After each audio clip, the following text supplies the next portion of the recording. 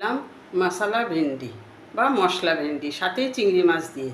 তো যে জিনিসটা আমি একেবারেই পছন্দ করি না, একদমই ভালোবাসি না, তো আজকে ভাবলাম একটু অন্যরকমভাবে করি। তো কিভাবে করলাম আপনারা আমার সাথে থাকুন, আপনাদের রেসিপিটা আপনারা দেখুন। তো চলুন রান্নাটা শুরু করি।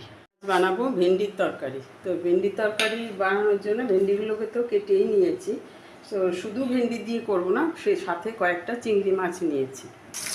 তো ভেন্ডির তরকারি করার জন্য কয়েকটা চিংড়ি মাছ তো নিলাম। তো চিংড়ি মাছটাকে একটু ভেজে নেব, বেশি কড়া করে ভাজবো না, বেশি ভাজলে চিংড়ি মাছ শক্ত হয়ে যায়। একটু উল্টে পাল্টে ভেজে নেব।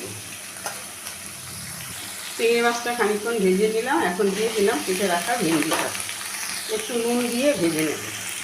খুব অল্প করেই নুনটা দিলাম, যেহেতু মাছে নুন দেওয়া আছে ওই জন্য অল্প করে নুনটা দিলাম, দিয়ে একটু ভেজে নেব, ভেজে এটা তুলে নেব।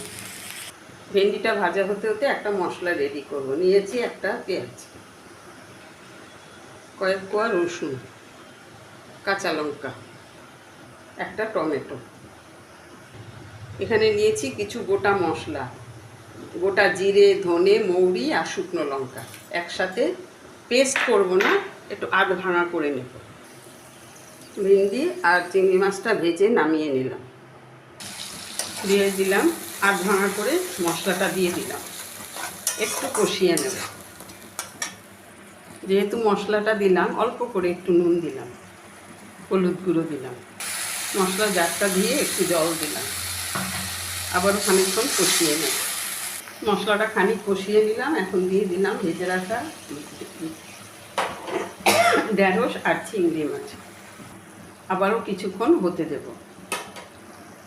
মশলার সাথে ভেন্ডি আর চিংড়ি মাছ কিছুক্ষণ মিশিয়ে নিলাম, নাড়াচাড়া করে নিলাম। রান্না শেষ, এখন আমি নামিয়ে নেব। তো মশলা ভেন্ডি কমপ্লিট করে নামিয়ে নিলাম। তো আপনাদের কাছে আমার রিকোয়েস্ট, আপনারাও একবার এইভাবে বানিয়ে খেয়ে দেখবেন, ভীষণই ভালো লাগে তরকারিটা খেতে। তো আজ এই পর্যন্তই।